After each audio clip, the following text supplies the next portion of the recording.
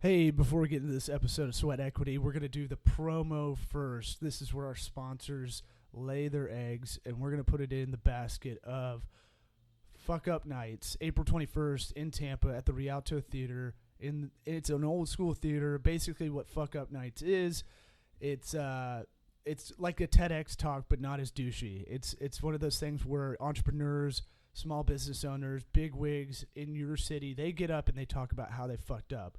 We learn a lot more from failure than we do from success. How many networking events or conferences have you gone to where you just hear one guy talking about how great everything was the whole way up? I'm not interested in that. We became a sponsor as Toko Works, Tokobaga Consulting, to sponsor Fuck Up Nights in Tampa, or you can call it Fun Night if you got the Christian crowd around you. But Fun Nights, Tampa, look it up. If you want to hit me up, law at TOCOWORKS.com. I'll send you all the information. We're going to max out about 300 people. I'm going to be emceeing the event in Tampa, but if you're not in the Tampa Bay area, you can find a Fuck Up Nights around you. It is a global thing like TEDx, just not as douchey. Let's get into it.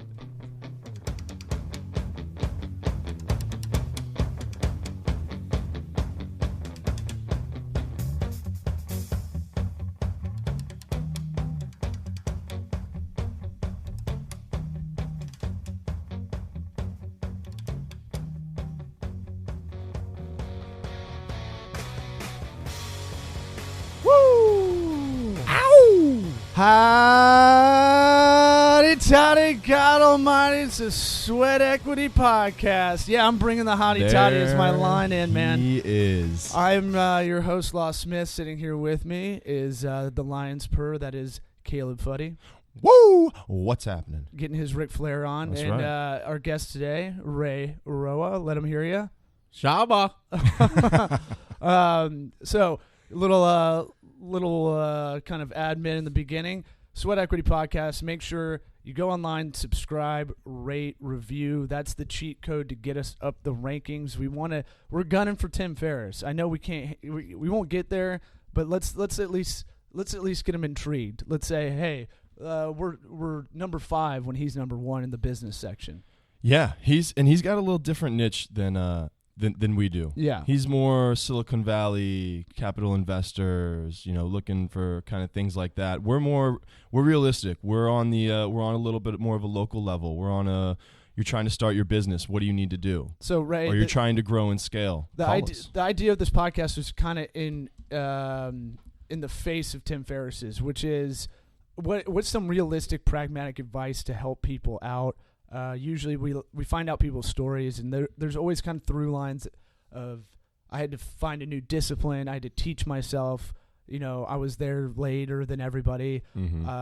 I'm curious. What else? Any other tropes that kind of go by? Like I think there's commonalities, man, in everyone's story. Who's trying to get in on the come up, so to speak. I think working for the man is. If it's not, it's not that it's out or it's not in.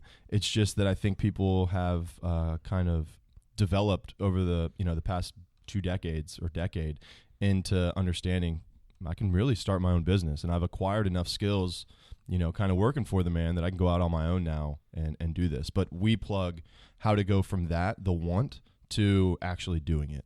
But in that, there's stories to be told. Well, and also it's a generation thing too. We have access to information like it's crazy now, and there's legitimate businesses that are on that. You could be a brand on Instagram without really having a product, and you can do affiliate marketing through that. Or there's so many ways now. So I feel like our generation. I'm 31. Caleb's 27. And a half. 27. 3/4. You're not allowed to count halves. You can't fraction after 11, but Ray, I don't know how old you are. I'm 31. I think you can fraction. I mean, I used to be like totally against birthdays and stuff like that, but somebody hit me on the head with something. He's like, dude, it's like another trip around the sun. I think it was Tim Ogden at the brew company, and life is like super fragile. Like, I think a half is okay. Like, you know what I mean? Like, because I used to be really against birthday this, birthday that, but I think it is kind of an accomplishment to make it. Yeah. to live. You know, it's hard. I respectfully disagree. I'm not trying to, I'm not trying to like it. take funny side here. But I like Adam Carolla's stance on it. It's like, how about Achievement Day? How about when you do something? oh no, I'm not a trophy kind of guy. No, but we should celebrate your successes because you're working hard. That's more important because, there's a lot of people that float through life, and I don't think – and they live to be 70, 80, 90, and they haven't done anything except just be around and never think about doing something else or think about it and never do it. No, I totally get that. But, I mean, I sit here with you guys. I think it's okay for to I don't look. I'm a curmudgeon. I'm the oldest 31-year-old I'm super curmudgeon. salty So, also. okay. Let me make this clear real quick because Yeah. I feel like there's a misconception out there now that Do you have to go for your birthday party? that I'm celebrating my my fractional birthdays. There's no celebrating. All right, we hit that 1 year, like Ray said, trip around the sun. We'll do a little celebrating, man. You know. Yeah. But I'm not celebrating 27 and a half. I mean, honestly, I You forget, just asked how old I forget am. how old I am sometimes. Well, so so I guess a good place to start is kind of just you, like both of us, kind of do a myriad of different things, and it seems passion driven. I guess explain to everybody what jobs and or hobbies you have.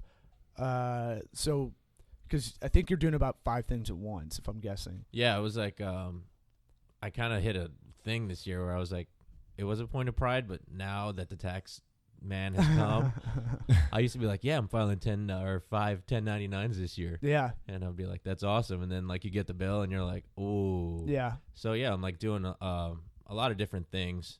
It kind of seems strange, and sometimes it makes you feel weird about doing so many things. It's like, starting at the top, I work on subapp.com, Suburban Apologist, so that would be like in the hobby category for sure. But really, I haven't made a penny off of Subapp. But really, Subapp's the only reason I have any of the other jobs I have. It bled into regular correspondent thing with the Tampa Bay Times and TBT, writing about music. Okay. Same kind of role at Creative Loafing, doing that. And then, that bleeds into Gasparilla Music Festival, running social media for them. Uh-huh. That becomes Rooster and Natil, running social media for them. Yep. And all of that kind of goes into, my current, other 1099 job where I'm doing some content development for an advertising agency, McKay Advertising here in Ybor City. So, without the one thing that still hasn't paid me a dime, which still is like the thing that really warms my heart the most. Yeah. And, nothing else happens. So. And can you explain to the listeners what Suburban Apologist is? Suburban Apologist is essentially it's a music and culture blog. When it first started like 6 years ago, I was so against the word blog, I'd call it anything else. Sure. Website. I used to have these really hardline rules, but really that's what it is. It's an online magazine founded by Joel Cook, who founded Reacts magazine over 10 years ago. Yeah. And if you've been around for a while, then you remember picking up a Reacts, and they actually ended up doing pretty well. I think they were distributed in like FYE across the country, had an office down here, and then the recession hit. They were a music magazine. So Joel calls me up and is like, dude, I'm about to have a kid. I built this website. Can you work on it? I'd been working on Reacts with Joe Diacunto. And shout out Joey to God. Joey to God, Joey to glasses. But I was writing for Consequence of Sound back then too, and I just wanted to give, that same attention we were giving Britney Spears or Risco or whoever it was. I think the freaking Eddie Vedder Ukulele Into the Wild album was out around then. Yeah. And we were writing about that stuff on Consequence of Sound, and I was like, let's do that locally. So that's what it's been. It's been a journey. We've had some really awesome people come through, still coming through. It's truly the most fulfilling thing in my life. That's good, man. I mean, and a lot of people maybe listening, there's a lot of people outside this area, so we may ask what that means or who that is. Sure. About half of our listeners are outside the region. So our thing is, like, what I tell a lot of people is, you do a lot of things and you think, oh, you can't do, like, there's no more you can do. And I try to tell people, I used to think that way as well, but then what happens is the more you do, the more you do. And it's kind of a retarded statement, but it is that thing of more work will beget more work, but it in a different way, it gets you in the areas where you want to be. So it doesn't feel all the time like hardcore work. I mean, it is, but like I do stand up. I'm running this small business consulting company. I'm doing 2 podcasts. It'll be 3 when we do college football season. You know, wife's pregnant, all that stuff, trying to get that stuff going, doing charity work on the side with Tampa Pig Jig, just like you do with Gasparilla Music Fest.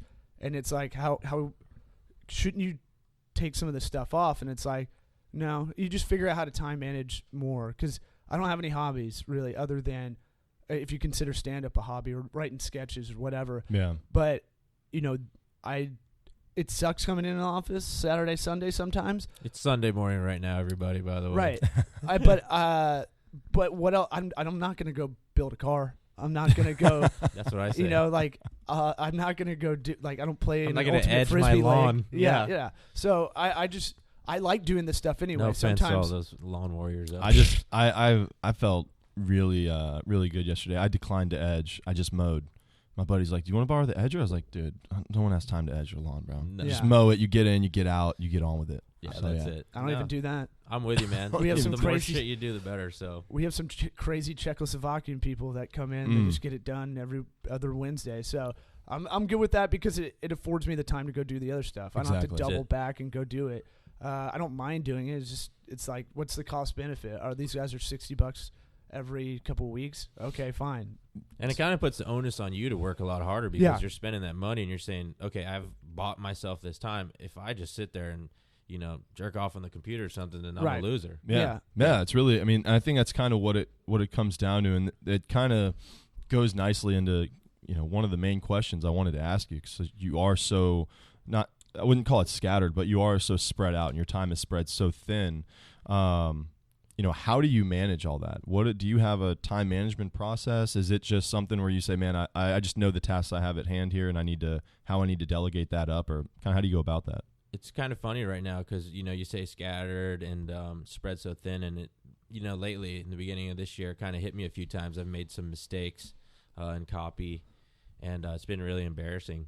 What do you mean? Just like getting a date wrong, or getting a support act wrong, or just getting a fact wrong. You know what I mean? And part of it's because I think when I'm sitting down to do this stuff, I'm harried because I got, you know, all this stuff going on. So, you know, to speak to Law's point about doing more stuff begets more stuff. I mean, when you think you can't do more, what usually ends up happening is you find a way to manage all the things that you already have going on, so that you can do more. I mean, it just happens out of necessity. It's like an evolution. You know, I use Google Calendar, it runs my life, and we had to reschedule this thing about 3 times because I forgot to export an event into my Google Calendar. And, but you know, we were fine with you doing that because you're the guest. You're doing us a favor coming in here and talking about basically your life.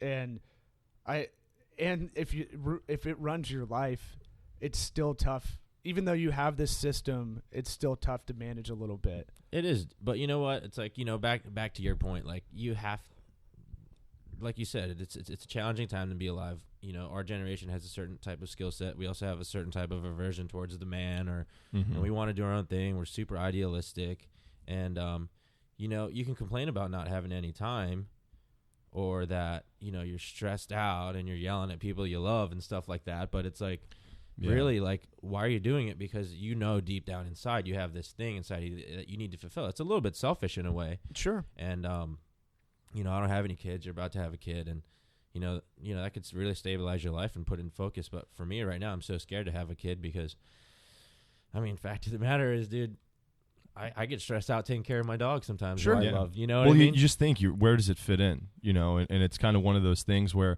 like you said, once you have these things on your plate, you readjust. You go back and you find time, right? But when you're in the moment without a kid, it's kind of like, man, how am I going to fit this in? You know, but that obviously becomes your number one priority. Right. So and then you got to decide whether or not you're making a fear-based decision. I mean, you should never really move in fear. You know, maybe it's different if there's a gun to your head, like literally. But, fight or flight, man. You know, making decisions based on fear usually leads you to a place you don't want to be. You should always really go at everything as irrational as it might seem at the time. There's a lot of cool stuff on the other end of, you know, uncertainty, obviously. Well, and something you kind of mentioned a second ago, which is, it being selfish to kind of delve into those things that really kind of move you and inspire you to seek more of, and to maybe, look into as, a project or something you want to, I don't know, go forward with. But I think it's important to do those kind of selfish things sometimes, because if you don't do that, I think you're going to suffer from it, and other people are going to suffer from it. And that's going to be more of a hindrance than the amount of time that task takes you, or that passion takes you to fulfill. For myself, I have a business I started, and we've talked about on the podcast before, where, we make recruiting videos for high school baseball players to send to colleges. It's incredibly time consuming, but that is like my number one passion. And it's really what keeps me up at night, and what, helps me wake up early in the morning, is to go and to do this job and try to build this business and really help these kids. But it also is so time consuming. It puts a damper on, personal relationships, other work, that I've going on. There's a number of things as well. So it's that opportunity cost. But if I didn't have it, I'd be wigging out left and right on every other task I had, whether it's personal or business related. So I think it's important to take those selfish stances sometimes, not in everything. Yeah. Because then you're just going to be a jackass, right? And it's like, right. Man, Ray's only about himself, or Caleb only does what he wants to do. And that you can't get through life like that. Well, that's where you need friends to kind of tell you, too, that you kind of, going a route. You need friends that are going to call you a jackass. Yeah, no, exactly. I would say that you're starting to act like a little bit of an asshole. So, yep. So, I'm pretty lucky to have that, too. Have some honest friends in the circle. I guess that's one key. Somebody's, things will happen, and then you get really frustrated, and somebody will send you something. Joel Cook sent something about, it was the secret to life is finding things to do that aren't worth the time, and then the other part is going into it, and then the hardest part is actually finding something that isn't worth the time. You know what I mean? I'd have to look it up to phrase it, but I mean, people say that things aren't worth your time, but it's like the return you get, like you said, it's just, I don't know. Yeah, no. You just got to work on your the gut feeling and heart, Yeah, and it's was this, being a writer, I feel like that's kind of the main thing you love doing. Sure.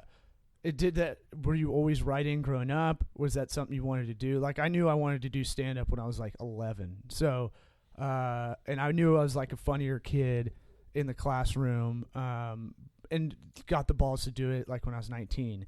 For you being a writer, were you always writing? Were you reading a lot? And then maybe later on writing in, high school or college or something like that? Or how did this come about? Because I talk about this with Caleb a lot. I had to artificially develop a motor. I didn't necessarily have this. I don't have this work ethic innately in me. Some people have it. Some people wake up and they get it going, like military without being in the military. I don't have that. I got to force myself to do it. And I've kind of done it the last 10 years or so, but I wasn't like a A+ student, go get 'em. I was a drinker, wake up past noon. I still drink now, but not to blackout proportions, and not all day. If I'm doing all day drinking, I'm getting that nap in. But my thing was I had to artificially just, sometimes fear helps a little bit in the motivation. I was explaining to someone the other day that it feels like the Indiana Jones boulder, behind me. And so I'm trying to get as far ahead of that as I can. And that's how I don't get behind now. I know that's really simplistic metaphor, but it's one of those things where I don't, tax-wise, you're talking about, I want to make sure this year I'm not in the same position I am, the previous years, where I'm scrambling to get it done, and I don't know how much is taken out, and I don't know enough about tax law and tax code and all that stuff to where I'm getting all the advantages I should get. I should be looking at this at least once a month. So now I've been doing that. For you, growing up, was it you want to be a writer? Were you writing stuff and putting it out there, or writing stuff and not showing people, or how was that part of your passion? I think it was neat that you asked if I read a lot, because I didn't really think about that, because I always kind of complain that I'm not able to read enough now. But yeah, as a kid, I did kind of read. I've always been into pop culture and entertainment and music. I mean, embarrassingly, I remember sitting with my sister watching NSYNC on the Disney Channel. Okay. Being really into that, and you gotta start somewhere. We can edit that out. Don't worry about it. But I would read like a lot of, magazines. It started with like Rolling Stone, and I'd read that, front to back. So you end up reading reviews, long stories, political stuff, looking at a lot of pictures. My dad used to let me read Playboy when I was in preschool. And solid. So I remember finding a Penthouse one time, and he's like, don't read that. And but so anyway, by the time I'm in high school, I was still reading Playboy, but I was literally reading it. Yeah. I didn't look at the pictures. So I was always just reading the fiction. I love the interviews. So I've always been a reader. And then, music happens to kids. And I probably started listening to some pretty sketch music. I missed out on the whole grunge era, Pearl Jam and Alice in Chains. I'm catching up on that. I was listening to Brian McKnight and Oh boy, and a lot of soul and Boys to Men. You're like an old soul, man. Dude, it was You're like just an old black man.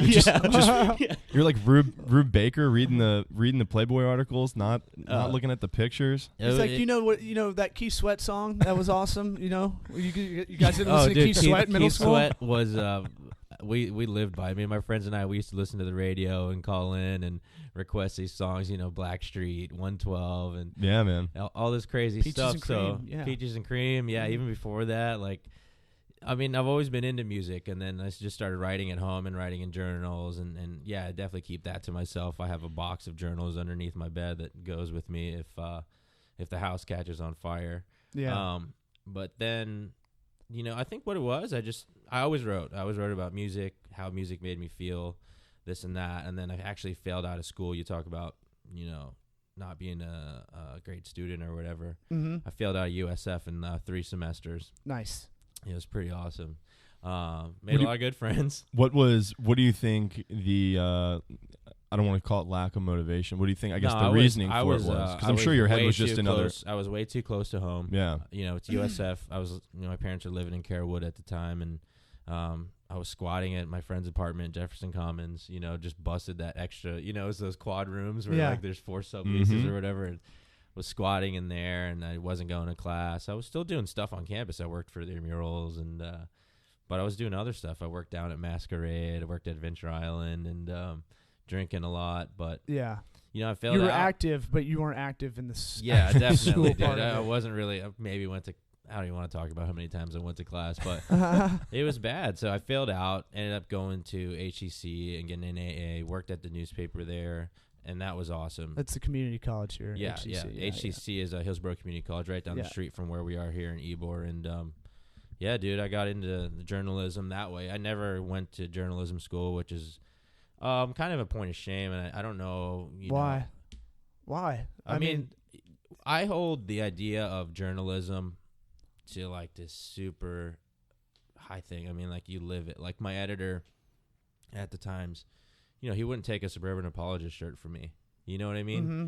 Because he wrote a blurb about a Suburban Apologist anniversary party. Like, I like that idea of, like, really not, like, high and mighty ethics, but, like, knowing what you are. And, like, I've had conversations with people, and it's like, as a writer, you write about the community. Are we nurturers of the community, or are we reporters? Like, you know what I mean? Like, sometimes like you said, I'm in so many different things. I feel a little bit too deep into it, but on the flip side, it allows me to, different kinds of knowledge. And, so to get back to your question, I start writing about music because I'm going out too much. Yeah. And I'm paying covers and I'm with my wife, and she's like, you got to figure something out. Start doing that. When did you get married?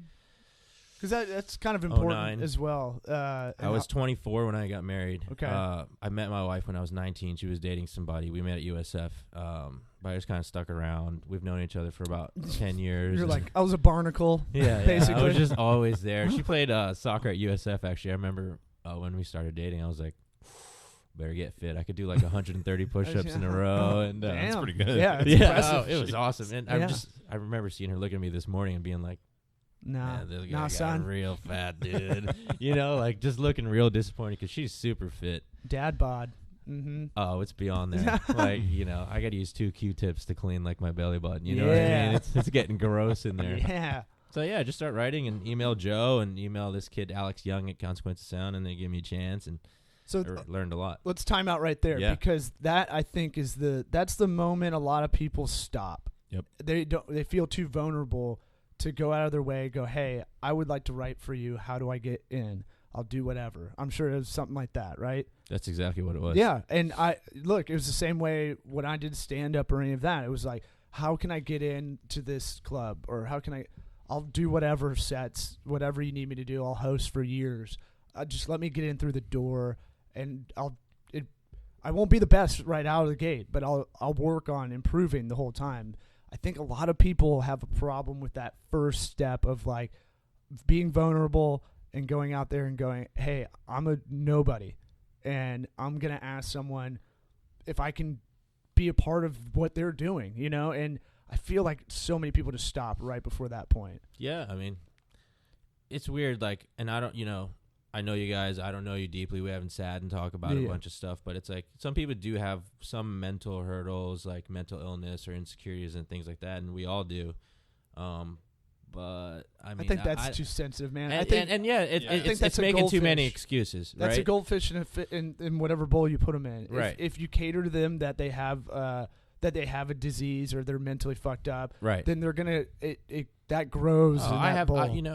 Everybody has those issues. But what is that vulnerability, and why don't people take that step? I mean, I always tell people, dude, you have like not nothing going for you, but you have nothing like. You're obligated to nothing except you. Yeah. So why don't you just go do it now? Right. So, the vulnerability, I mean, fuck. I mean, do you want to do it or do you not want to do it? What do you want to do? Right. Go do what you want to do. We live in Tampa, Florida. It's a fast-growing city, but this city's still small enough to where you can reach out to anybody and make a difference for your own life. And I think it's probably like that in a lot of markets. Like, you just got to do it. And people latch on to that. People want passion. People want honesty. And as long as you do it, I mean. And then it's met with like, oh man, I don't know. I'm working like I'm I'm already working 50 hours a week, and it's like, okay, well let's really break down your week. How much are you sleeping? I don't know, like 10, 11 hours sometimes. Like, okay, well let's cut that back. That back. This is literally a conversation I had. Like, all right, let's look at your schedule. And all right, you have after work. How many hours after work? Okay, you want to work out, that's fine. I feel like that's important. There's an hour out there. There's another 30 minutes maybe to have some dinner. Then you have about 4 or 5 hours to do whatever you want to do. And yeah, you're tired, but this thing you want to do, you claim you want to do it, yet you're power watching House of Cards, or something on HBO Go or whatever. Yeah, there's a whole chunk of time that fuck it. Do you want to? I'm like, do you want to be 80 and look back and be like, man, I lived my life by watching Hulu. Like I fucking that was the life. Waking up on a Saturday and burning a whole day. I think that's one of the scariest things. Is there's this new new sexiness to binge watching TV. I mean, you see it on all your friends' Facebook updates and Instagram updates. It's all you hear people talk about, and it's like that. You have no idea, and that's fine if you're I mean, I get it. If you're happy with where you're at and you want to use that time to just knock that out, then by all means, go ahead. Yeah. But to me, it just drives me nuts being like, man, you have no idea how much time you have to do something impactful for someone, whether it's yourself, someone else, your family. I mean, it's just one of those things like you're really just going to sit down. I mean, my buddy this morning, I looked at his Facebook. I was on Facebook in bed. It's the first thing people our age do when they wake up. Habit, and I'm the same way. There's a lot of actual important stuff that happens on Facebook. Sure. As far as gathering news. Well, it's the first. I look at Facebook, I look at Instagram, and then I'll go look at like the local news outlets and stuff, and then I turn on the news, and you know what I mean. So, but the first thing I see is, man, I powered through this thing last night, didn't go to bed till 4, and I'm like, a part of me gets it, but the other part of me is like, if you add up those hours, man, that you spend binge watching these shows, you have so much time to do something that could just be worthwhile. Because what are you gaining from watching these shows? Not much. I mean, not much. Your brain activity when you watch TV is less than any other. It's less than when you're sleeping. It's less than anything else you can do. It's different for creative people sometimes, because it's like, sometimes I will watch a show and then if you get hit with an idea, then anything's worth it, right? It's well, there's like inspirational stuff out there, sure. But you don't ever know where inspiration is going to hit you. But I think what we're talking about is people that want more, but refuse to do more. Yeah, right. Yeah. And they claim they don't have the hours in the day, and it's like, we've all got the same 24, man. Yeah, I doubt it. Claims are worthless. Like everybody makes a claim, and you know, it's kind of sucks sometimes because we care about people, but it's like I don't want to be with people that are just making claims all the time. Like I like seeing people fuck up and fail. Like, because it means, I mean, as cheesy as it is, like, it means you went for it instead of just talking about it. Like, so, and I don't know if we're talking to, I mean, this is your podcast, you know better, but how many people like listening to this right now? They're listening to this because they want to get, you know, better at something, or they're interested in something. You know what I mean? I don't think the person binge watching House of Cards or whatever it is isn't made it this far. Yeah, well, I don't know, man. You can slip into that. You know, something happens and you get back into old habits. It's just like anything. But that a little bit of what this podcast is too is to be. I tell people the consulting I do in a lot of ways, it's not valued now because we don't have a brand and I don't have that influence in the area yet, and I haven't marketed that part. Eventually, we will figure out how I can say, hey, by me talking to this company and working with them all the time, I'm gonna add value or increase your ROI on using us for $186.50 an hour. You know, like, and I told someone this the other day that wants to start their own business, and I was like, I'm with you the whole way, but most of what I'm gonna do, business is psychology. Yep. It's not even deep psychology. It's a lot of basic 101 psychology. What I'm gonna do a lot of the time, and you're not gonna think that my position is valuable, is because I'm going to come in like a personal trainer and I'm just going to keep fucking annoying you. And I'm going to go, hey, do we get this done? Do we get this done? Do we get this done? Are you on top of this? Have you worked on this? Have you, you know, because that's a lot of this is self-discipline. And so that's a lot of consulting.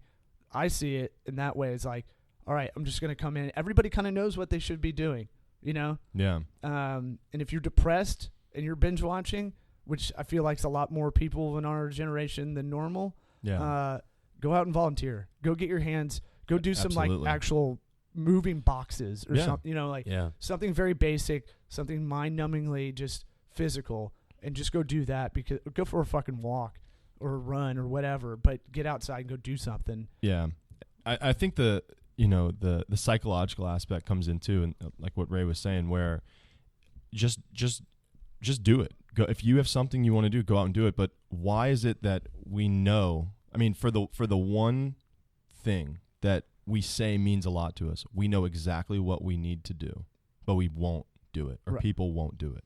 How does that add? I can't comprehend it. I mean, and I've done it, but I can't explain it.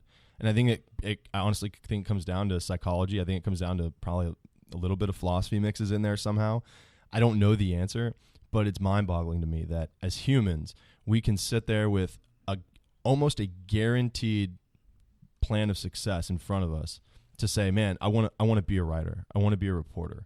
You know, I want to go out and I want to find my purpose or fulfill my purpose, and say, I know exactly what I need to do. But man, maybe I'm scared, or what they're going to say no, you know what I mean? But you don't know. But people don't take that step. It's so simple. I don't want to write on Medium. It's so people easy. Are going to see it. Like, you know, I don't want to put content out there that's not the best yet. It's like, you'll never do it. Then exactly. Yeah. You just have to do it. And it is weird that you say that about, we know exactly what it is. I think about a lot about that, you know, and like, in my relationship, you know, you want to be a great husband and stuff like that. And you know what it takes. And, you know, for me, you know, a lot of it's like, you know, saving money or whatever. And I know what it is. It's me not going to grab a $5 coffee. Like, you know what I mean? And, and for some reason, like, and it's that psychology. It's like, why am I not doing the thing that will improve that? Yeah. And maybe I am behaving that way in another part of my life because I go so hard in another. Yeah. You know, who knows what it is. It is a strange psychology to have it right there in front of you. And you know, again, I'm not qualified to dig deep enough on a and kind of put my my diagnosis out there, but it's just one of those things where I always the same thing, and I think everyone listening can relate in some form or fashion, where, man, there's just things I need to clean up. I know how to clean it up. I know exactly what I need to do. In fact, I've done it 1,000 times before, but for some reason right now, the point I am in my life, I can't do it. Yeah. Or I won't do it. Yeah. It just doesn't add up, man. It just kind of rolls around in my head. So, well,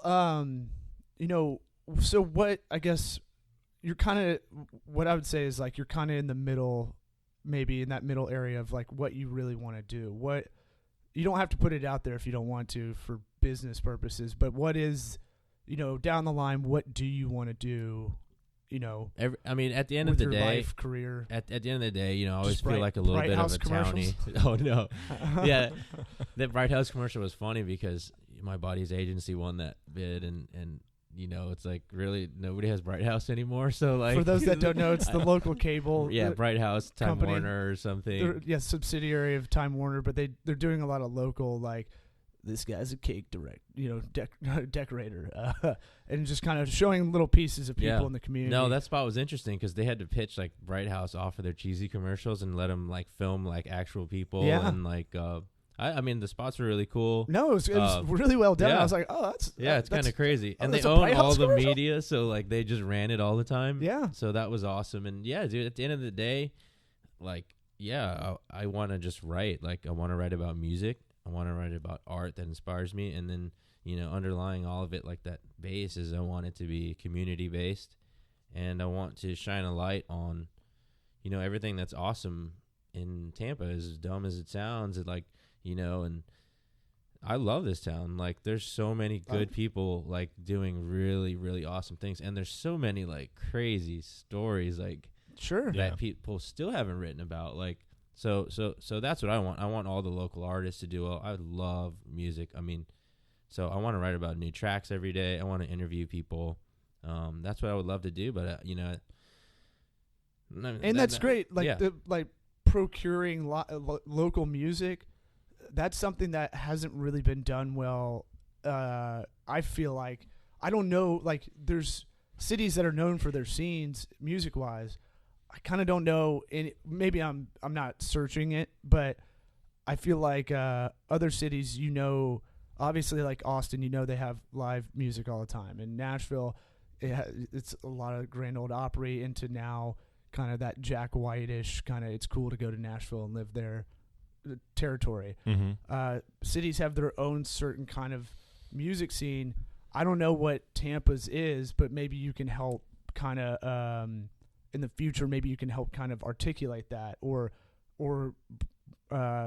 bring these bands to the forefront so they can get a little street cred. Yeah, and I think it is just more of like a beat type thing. Like, when I hadn't really not a lot going on, and every day I would write on Sub app, like, it was the most fulfilling thing. Like, one of our photographers, Brian Mahar, would turn in photos almost every day because he goes to like all this shit all the time. Yeah. And I would get to listen to all this music, and it was happening here in St. Pete, in Ybor, in Tampa, and this guy was shooting, raves, like, and I was listening to all these DJs and all this stuff. That's it. Like, and I don't know if the writer is the person that makes people aware of the scene, but I feel really lucky that we've written about so much stuff over the course of 5 or 6 years, whatever, that as long as we don't lose the URL, like, we'll always have that archived. Like, we've written about some pretty cool things, and so I don't know that the writer exposes the scene more so that the artists just keep making music, and thankfully now on the internet they can put it out, and it's awesome, dude. Sure, but a lot of bands don't do that. And it's still still like Rolling Stones. You mentioned Rolling Stone and reading that early on. A lot of what their job used to be, not so much now. I don't read Rolling Stone anymore. Yeah. I actually don't have a subscription anymore, sadly. I couldn't do it after a while, but I used to like it growing up as well. And what they would do is they would find these bands and talk about them. I remember reading about. Even though it's probably formulaic by the time I read it, but I was like, I remember reading about Fall Out Boy, and look, I'm unabashedly a Fall Out Boy fan. We can edit that out. I know. I love them. I don't care. It's a Simpsons reference. You got me. You already got me in there. Milhouse was Fall Out Boy, Radioactive Man. Anyway, so I remember reading about that in like 2003, and I was like, I'll go check these guys out on my Winamp and all that. Winamp with the skins. Yeah, I'm gonna just LimeWire. It. Yeah. Mm-hmm. And so I was like, oh, I really like them. But, like, they used to do that a lot more, and it's probably formulaic, and they probably had a manager by then. But I feel like things are going to become hyper-focused locally. there's a position there that isn't realized, at least here. I know in Austin and these kind of progressive southern cities, I'd say, they have those online blogs, online writers that they are the way that you get seen. It almost is weird in a way that it's reverting back to how newspapers used to be. If you got written up in the newspaper in the 90s, that's a big deal. And then now it's kind of like, okay, cool. But now it's like once you have a powerful kind of, it's an online magazine or newspaper or whatever you want to call it, periodical. But you could be a part of the band's kind of mission to be seen, That's what it is. I mean, and I always just try to keep in my mind that me as the writer, I don't exist without the artist. Right. So for me, you're a wide receiver. I owe everything to the artist that's doing it, because that's not easy either. Like making music, like dumping thousands of dollars into something, as a business owner, you understand that, like, for what? Especially for music, like nobody buys music. People hate paying covers, and it's crazy, man. So I give it all up to them, and I know that I don't exist without, I'm so grateful for the artists. So nice. I think it's really cool for me to kind of see where the Tampa music scene is I should more so say like where it's at right now, because I don't know where it's heading, to be honest. And maybe you have more, maybe more insight on that. But to me, it's one of those things where I think Tampa is in it's in a really interesting place, because a lot of these big national acts have a tough time getting down to Tampa. A lot of them, they swing through Atlanta, they might touch, Jacksonville or something like that, and then they're heading out, to Texas or, somewhere else. But to get them all the way down to Tampa and to get them to do shows, because you have to kind of do a run, right? If you're looking to book a band, you've got to logistics. They've got to be able to hit Miami, and they've got to be able to hit Jacksonville on their way out. Or so for them to just drop down to Tampa and then spend all that gas and all that travel time, and opportunity cost essentially going back up, and So for me, it was always the local scene's kind of what I kind of adapted to, being like, man, there's so much talent here, and that's really what I'm babbling about. Yeah, is I think the local music scene here between, just Central Florida in general is so strong, man. I really believe that, and just seeing all these guys that and girls that just come out to kind of these smaller bars that are around here in Ybor, and they go out to Clearwater and St. Pete. It's crazy what if you're looking for, you'll find. Yeah. And I really believe that. I got into, the blogging and not really so much writing about shows, but more so just trying to spread the word about shows, because I fell in love with this scene. Like, dude, there's some super talented people here. Like, how are there not more people out, looking for this? And how do more people not know about this? Yeah. So, and I commend Ray. I think Ray's done an absolute killer job in helping to grow the scene here locally in Tampa. So, hats off to you for that. But if you're looking for it, to anybody that's listening right now, if you're looking for that, it's out there. You just got to look. Yeah, for sure. Yeah, and all right. There's 3 bands I know in the area. I'm becoming the old white guy that doesn't know what's going on. I realize that. Have Gun Will Travel is great. Great band. There's another band I saw right before I did a stand-up show in St. Pete with Johnny B, who's now on 102.5 The Bone, and JB Ball, who just taped for Kevin Hart's new show, Funny is Funny, which is awesome. We were watching. This is one of the few times I've heard a band and been like, fuck yeah, this is good. That I didn't know I was going to seek out was Broke Mr. Jones. I don't know if you know them. No, I'm not familiar. I don't think they're that popular in the area, but we were like, both JB and I were like, when's the last time you were like in a bar and you're like, damn, this is awesome, and you're only paying attention to this band. Yeah. And then they sat behind us while we did the show and kind of added in, so get some rim shots and all that stuff. So that was kind of fun. And then I have a friend's band that's called Lilith. I don't know if you know them or not. She's St. Pete, right? Yeah, I think so. It's like a one-person thing, right? Oh, wait, it's Lilith, and then they have another one. They have a band.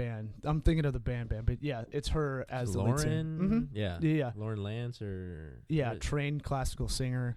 But I think I know you're talking be about. like, she has pipes? It's like... She's amazing. She's got an amazing voice. So she the one that like wears the horns and stuff? Sometimes? Probably. Okay. Yeah. She's nice. She's real cool. Friend of ours. But I didn't mean to throw out word association if you knew the bands or not. No. It's who should we look for? If who's local? This is out of this Tampa Bay area. Think for people that aren't from the area, who they should check out on Spotify. Maybe we should ask this: who's Ray listening to? You know, it's funny. Like, Good Grape. there's so much music that Good Grapes, awesome. Oh, I love twins out of Sarasota. Yeah. I think they live in LA now, and, Yep. and they're doing really well. And it's always really cool to see people be loyal to the people that kind of booked them, you know, coming up. So they've always been really good. I think they have their agent, I forget who it is, or I know who it is, but I think I know who it is. But he's a great agent, and so they're doing well. I mean, I always feel like I play favorites, but I just have like my favorite bands locally, you know. And Sorry, you're human, man. Yeah. I love Alexander and the Grapes, Jensen Surf Company. Mike Mass is amazing. All those Go On Massive guys, Wally Clark, Kino Sobe.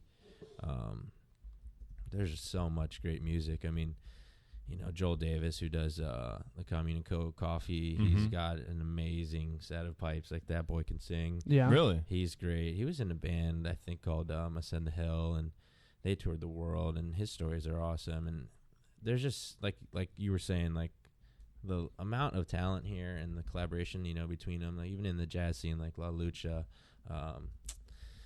Nate Najar, there's just so many. Like, remember, you used to be able to go down to the Garden and watch what's his name, Buster Cooper play the trombone, and you know, there's a lot of stories that you just redid the park down there downtown. You know, Cab Calloway, you know, riding down there, and then there's, like, I think it's what's called Jackson House, I think. Mm-hmm. The city is rich, Yeah. like, with music. Like, you know, Benjamin Booker came out here and went to high Just school, listening to him on the way here. and, you know, if he puts out another record that's going to be great. I mean, Rolling Stone named him, like, most unforgettable set Lollapalooza a year or two ago. Yeah. Like, there's a lot of talent, and, you know, Max plays drums for Yeah, and he's got some other side projects dude, going Max on has got too. I his think. thing, and there was a band called Rapunji's Ace. He was in with Alex Spo. There's so much, you know, have all these, like, it is truly like this unending well of talented people that refuse to stop making music, and you know, it's almost criminal that we don't embrace our artists. Like you said, like, if you find a band that's great, like, latch onto them and, like, support them. You'll do it. It. I mean, Yeah. you'll do it organically, it seems like, anyway. Oh yeah, You know. for sure. I think that's one of the good things. You know, it's talking a little bit about Gasparilla Music Festival, which, for those of you who don't know who are listening, it's basically the music festival here in Tampa now, and they bring in national acts, but they also really do a good job of highlighting local artists as well. And man, sometimes these local artists that blow some of these national guys out of the water. Yeah. And just because they're not on the bigger stage necessarily doesn't mean they're not as good. But I mean, can you talk about kind of how you've seen that maybe come into fruition a little bit and help grow the scene? Yeah, I mean, I got really lucky with Gasparilla Music Festival. I remember it kind of being a conversation on the side about some music festival happening, and a colleague of mine and I were supposed to go to this meeting. We ended up drinking way too much and missing the meeting, and then somehow serendipitously I got asked back somehow to do social media. Nice. And yeah, I mean, it's local, and there's really almost no repeats. And it's strange sometimes that these local bands, just the timing doesn't work out. But yeah, I mean, you're marrying. It's hard. Like, the music festival scene, obviously, super hard. Our site is unique. Yeah. It's in the middle of downtown Tampa. So it's not like a festival, you would say, like, even out at the amphitheater or, you know, Bonnaroo or whatever. It's not a field. It's a city. Right. There's a capacity. Yeah. There's codes and things like that. So the way that they've been able to book bands, and everybody on that thing is like a real music fan.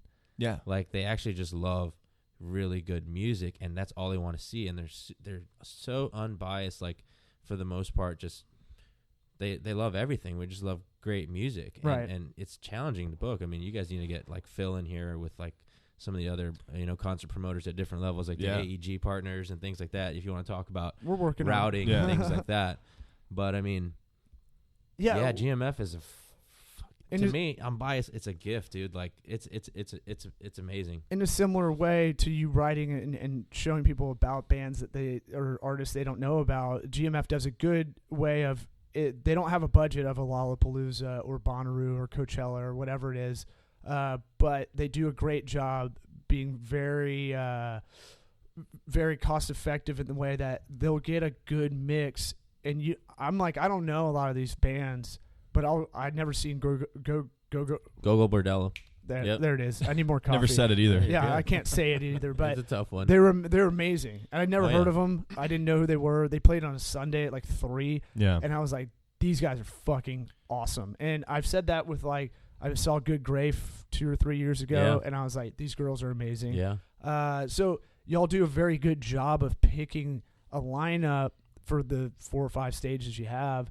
And it is I had to host one of the stages, and I got to see like Sun Bears and God, now my memory's dog shit. But like some of these bands that I'd never be exposed to. Oh yeah. And now it's building that trust that when I went this year, I'm like, all right, well, I want to pop around because I want to see some of these. If they're here, they're good in some respect, and they're probably not a huge act yet. So I feel like that's kind of in your territory where it's like I'm finding the good stuff to show everybody what's really good as a producer almost. Yeah, and I'll kind of add to that. It's not really a question. I'll just add to that. It's kind of I think what GMF is hopefully they're doing with is kind of earning the trust of these people coming out. So you'll look at a lineup and you'll say, all right, we've got a few people on there that everyone should recognize that they're going to be like, man, I got to go see them. Like, oh, that's all going to be on Saturday, or all these people are going to be on Sunday or the entire weekend. I got to go. But they will also throw in people that maybe aren't as well known, but the quality of their music is unbelievable. And what you do is you trust GMF saying, man, I don't know these bands, but I'm going to buy a Sunday ticket as well because, you know, I trust that I'm going to have a kick-ass time. And you end up finding out about new music, you know, and that's the value of what stuff, you know, stuff that Ray does and the stuff that the Phil Benitos and the Sean O'Briens and the Joe D'Incuntos, that all these guys in this local scene do is, you know, if Sean shoots me a text or Phil and they're like, hey man, not sure what you're doing tonight, come out and see this band that you're going to be blown away. I've never been disappointed, like not once. I mean, and it's something where I've stayed the whole time until 2 a.m. till the band's done, and so the scene's there here in Tampa, and I think it's only going to get stronger with the events like Gasparilla Music Festival. Yeah, no, for sure. And the challenge for me at GMF, I mean, there's a lot of moving parts. There's a lot of money that has to be raised, and a lot of the fact that the band sounds good is money spent on production. And my small role there is to just tell that story and also communicate and tell GMF story to the fans, because a lot of people, they didn't even know it's a nonprofit, like a real nonprofit. Right. Like, you know what I mean? Like, right. I think there's 2 staffers there. I'm not one of them. Like, I'm just, and it's a real thing. And that's my challenge as a storyteller there, is to share that news and to communicate with people on social media, and just be like, we've had some great help this year. Young lady Roxanne Gallo came and helped us out, and just to share that energy. It's a challenge, but it's awesome. It's very fulfilling. Yeah. So thank you for the kind words. Yeah, absolutely. We try to keep this to about 45 to an hour-ish. Sure. Anything you got before we shut this mother down? I mean, we could talk about this. This could be 3 hours for sure. So yeah. Anything you got? No, just to kind of touch on some of the stuff Ray talked about and that we talked about earlier. Just shut up and go do what you need to do. Don't sit around and just say, man, I know what I need to do, but, I'm having second thoughts, or I don't know. Just go do it. And I think you'll be surprised at what you find. So. Yeah, I agree. All right, thanks for coming on, man. Dude, thanks for having me. And if you start talking about some of that psychology stuff and really getting it down to it, because we can talk about wanting to go do it and this and that, but really like finding that secret sauce to, get it locked in, and dude, let me know, because I want to hear it. Yeah, absolutely. We'll have you on again, man, for sure. Sweet. All right. That has been Sweat Equity Podcast. Subscribe, 5-star review. If you have a question you want us to answer on air, email Caleb or I at Caleb, CALEB at TOCOWORKS.com, or LAW at TOCOWORKS.com, and we'll try to answer it on air. Anything else? You got anything else? That's You it, good? man. All right. We'll close it out. Put your head down. Get to work.